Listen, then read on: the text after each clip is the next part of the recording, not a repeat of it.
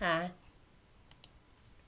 Since Yahweh is an amazingly amazing God, and humans are horribly horrible people, why do you suppose Yahweh wants anything to do with us?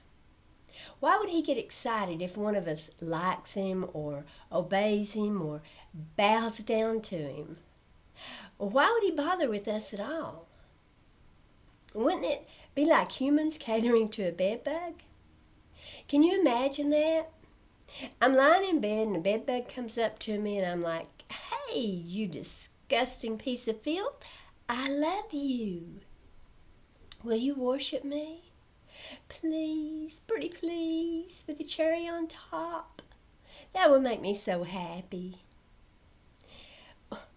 Why in the world do I care about whether a bedbug has anything at all to do with me? It's a bloodsucker menace. Its worship means diddly squat to me. But that's how Yahweh apparently sees us. We're an unclean thing. And all our righteousness is but filthy rags to him. And by the way, that terminology, filthy rags, has to do with the menstrual flow. Yahweh was saying that even when we do good, to him it's like a rag a woman has used and stained with blood. None of us are good, and we don't do anything good. We could spend our whole lives praising him from morning to night and doing everything within our power to please him, and he won't be pleased. Because our righteous deeds, in his eyes, are just a bloody rag fit for the garbage. That's how he sees you and me. We are as low to him as a bedbug is to us.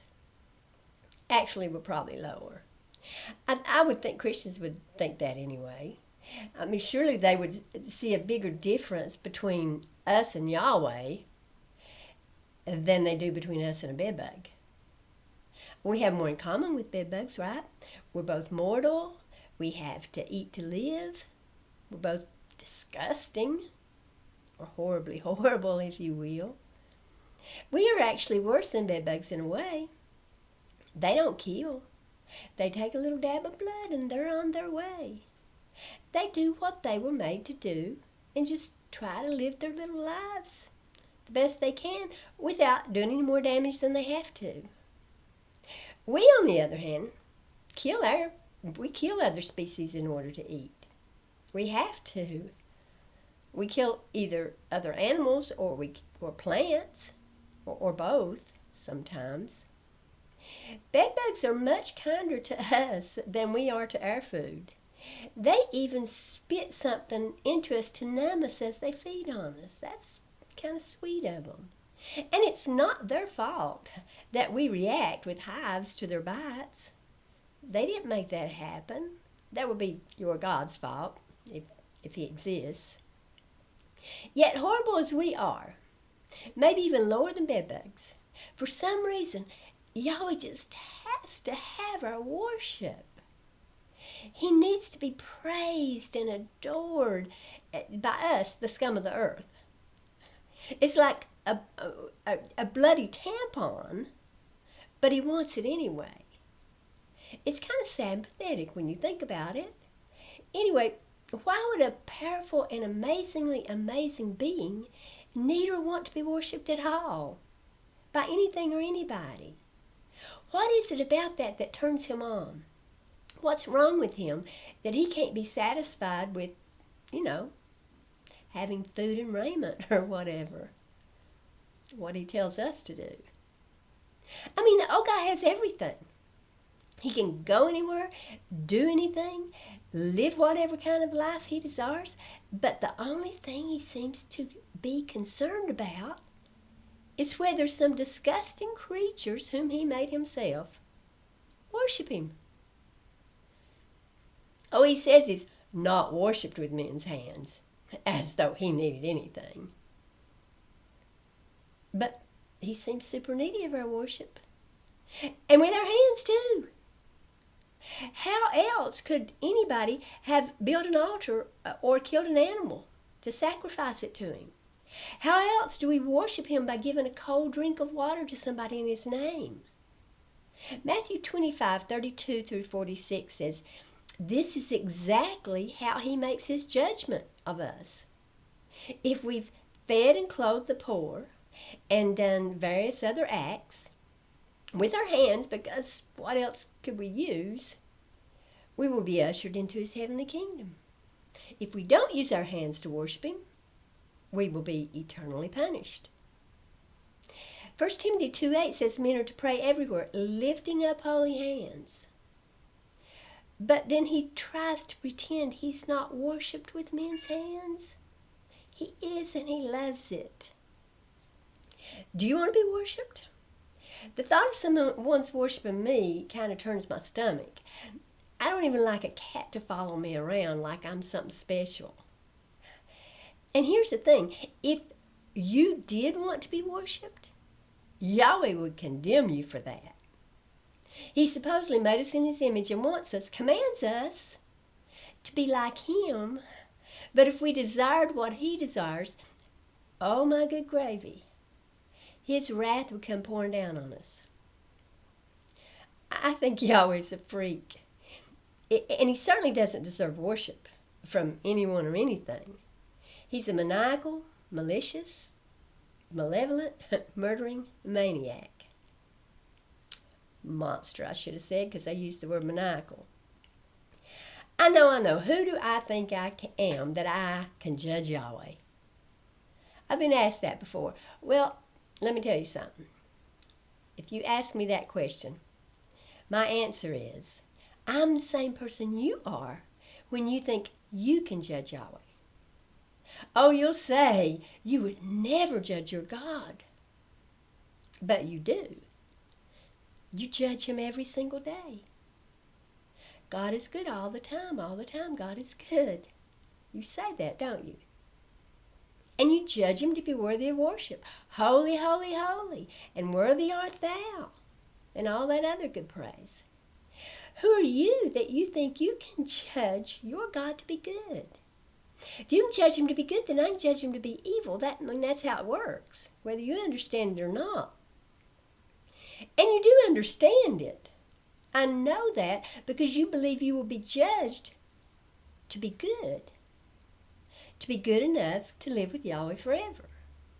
You recognize that judgment can go either way.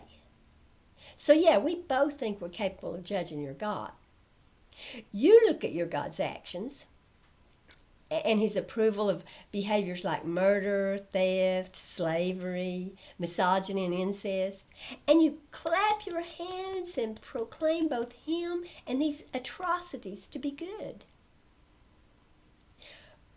Well, if you're super conservative, you won't clap your hands because you think that's not something Yahweh authorized, and so it's a sin. But you approve of all of his behavior, whether it's good or bad. I, on the other hand, look at your God and these despicable acts that he condones and commands and proclaim him and them to be evil. And I for sure don't do any clapping. At least I get that part right. Honestly, I believe any thinking person would agree with me on this. Any thinking person would read the Bible and determine that the God it portrays is evil. Unfortunately, Christians are not thinking people. And Christian, if you're watching this or listening to it, please don't act all offended by what I just said. You admit this yourself. Proverbs 3:5-6 says to trust in Yahweh and not to lean on your own understanding, but to let him direct your path. Proverbs 28:26 says that if you trust in your own heart, you're a fool. Jeremiah 10:23 says, it's not in man that walks to direct his own steps. Jeremiah 17:9 says, our heart is deceitful above all things and desperately wicked. And Genesis 8:21 says, the imagination of our hearts is evil from our youth. You know that you don't think. You can't afford to think. You believe thinking is dangerous. You're evil and incapable of thinking rationally and intelligently. You don't have the capacity for right thinking or for doing good. So you simply read and obey and parrot the words some men wrote a long time ago. And then you declare constantly that your God said all this stuff and that all of his evil ways are really good. You don't know any better because you can't think for yourself.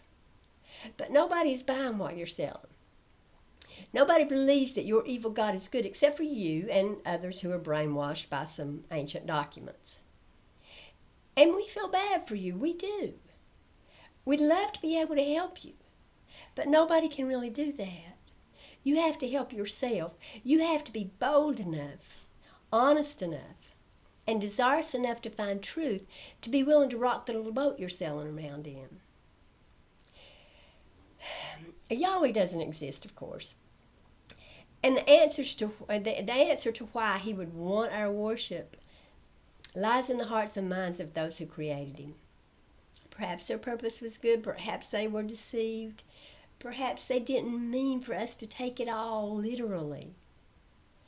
Or perhaps they just wanted power. I don't know the answer. But I do know that even if Yahweh did exist, he would not be worthy of our worship. We are not the evil ones here, and we are certainly too good to bow down to the God of Israel, real or make-believe. You are too good to do that. And I like to think that every time a follower of any of the Abrahamic religions manages to escape, a bedbug chokes on his own saliva. That would be amazingly amazing. Thanks for watching. Bye.